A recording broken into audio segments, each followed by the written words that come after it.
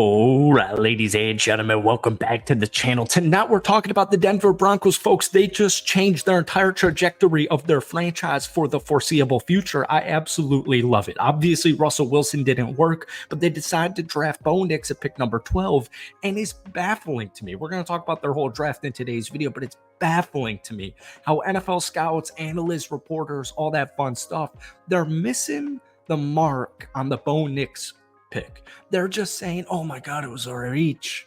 Oh my goodness, it was such a reach. Everybody thinks you need this quarterback with a freaking cannon. If your quarterback can't throw over 60 yards, he's not going to win a Super Bowl. You want precision. You want like accuracy. Tom Brady did not have a cannon. You want decision making. You want smart football players. And that's exactly what you got with Bo Nix, folks. His efficiency is freaking believable. And you're telling me you're going to pair him up with Sean Payton for long term?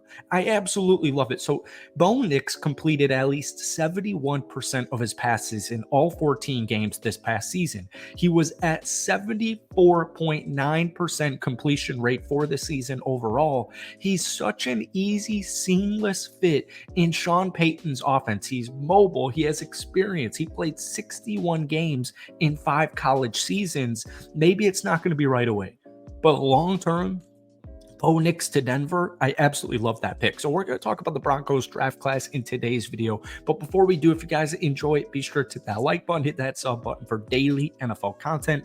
Broncos fans love and appreciate you guys as always. If we try and get this video to 200 likes, that would mean the absolute world to me. So it's just so crazy to me like that they're calling it such a reach. I don't care. When you want your quarterback, when you know who your quarterback of the future is, you go and you just draft him. I don't care if they could get an extra second round pick, an extra third round pick in 2037. Just take the QB if he's on the board, and that's exactly what you guys just did. So it doesn't end just there. Jonah Elliss, edge rusher out of Utah in the third round. So keep in mind, Denver didn't have too many draft picks in this year's class. But once again, folks, I want to reiterate this. A couple of years ago, like even this time last season, myself included, I was so excited about the Denver Broncos season. But what I wasn't excited about was the Denver Broncos future. And I'm talking 3 years plus, 5 years, 10 years. Russell Wilson did what he did last year, right? 26 touchdowns, I believe, 8 interceptions. Sean Payton, they went through a couple of stretches in the middle of the season where they were winning some really nice football games. So the Denver Broncos roster has talent. But once again, it felt like more of a Super Bowl or bust.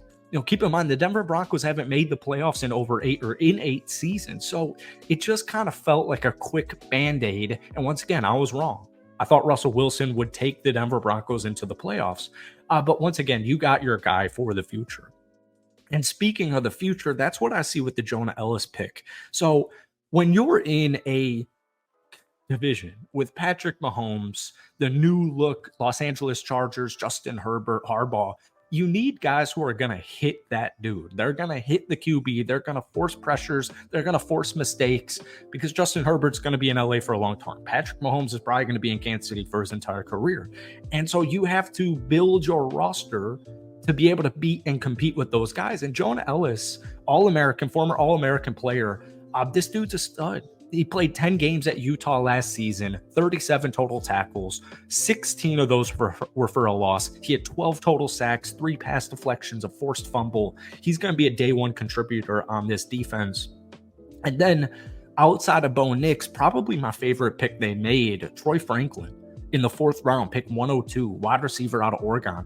I love it. This was obviously Bo Nix's wide receiver this past season, especially where he really went off. Troy did have a good sophomore campaign, 61 catches, 891 yards, 9 touchdowns, averaged a little under 15 yards per reception. But you're really going to see the impact. I don't know where he's going to be in the wide receiver depth chart. We'll talk about that in just a second. But folks, 81 catches, about 1,400 yards, 14 touchdowns, averaged over 17 yards per reception. Troy Franklin is so fast. He's just the definition of a playmaker.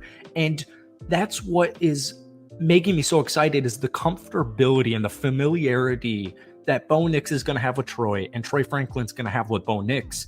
I would not be surprised if he had one of the best wide receiver seasons this upcoming year. People lose their mind when you don't draft a wide receiver in the first round thinking, oh, this dude's not going to make a day one impact. I get it. Marvin Mims Jr., I was very big on last season. He didn't have the impact in his rookie season that I was expecting. But once again, that Broncos offense and the Broncos roster in general last year was going through a lot, right? So Troy Franklin, A-plus pick, Bo Nix, A-plus pick, and I love the addition of Jonah, Elliss. Real quick, we'll talk about their 5th-round picks, and then we'll talk about the deeper talk about their roster as the week progresses. Chris Abrams-Drain, I watched that game against Georgia, SEC player, cornerback out of Missouri. That cornerback room, just like the wide receiver room, it's so uncertain. And I wouldn't be surprised if Chris was a day one contributor as well. We'll get into the depth chart in just a second. But when I was watching this dude play specifically against Georgia, he was making so many plays. He was forcing so many pass deflections. He was just doing his job. And I think he'll acclimate well into the offense or into the defense to the Denver Broncos. And we've heard Sean Payton reiterate this. A quarterback's best friend is a running back and the defense. And that's, a great move on the defensive side, in my opinion, especially long-term. Then real quick on Audric Estime. I'm a Notre Dame Fighting Irish fan, so this is a little bit biased. I love the pick. The running back room is so interesting to me because you have Javonte Williams, who had a really bad season last year. However, he was coming off a torn ACL. So it's like, is he going to get back to what he was pre-ACL injury, or do you need to find a more long-term pick at that position? And keep in mind, Samaje Perine, such an interesting dual threat guy. The running back room was so weird last year. Sean Payton promised a revamp at the running back position as far as stats go. And I just think Estime is going to give you a lot, especially long-term once again. But I'm so curious about the future of Javonte. I'm so curious about the future of Samaje Perine. And then, of course, Jaleel. Jaleel was their best rusher last season, and now he's technically, as it stands right now, running back number 4. So options are good, and that's what Denver has at the running back position. They've got a lot of versatility, and I just really like the pick of my Notre Dame Fighting Irish guy. Now, their wide receiver room. Courtland Sutton wants a new contract, right? I'm not sure how this is going to go. The Pittsburgh Steelers wanted him before the draft. They wanted him during the draft. I hope they hold on to Courtland Sutton because that wide receiver room is just a huge question mark right now, especially, depth moves. It's crazy how Josh Reynolds, their free agent acquisition, is, kind of right now their most, not reliable, but solidified roster spot. Josh Reynolds, I do like that pick. A veteran wide receiver to help out Bo Nix.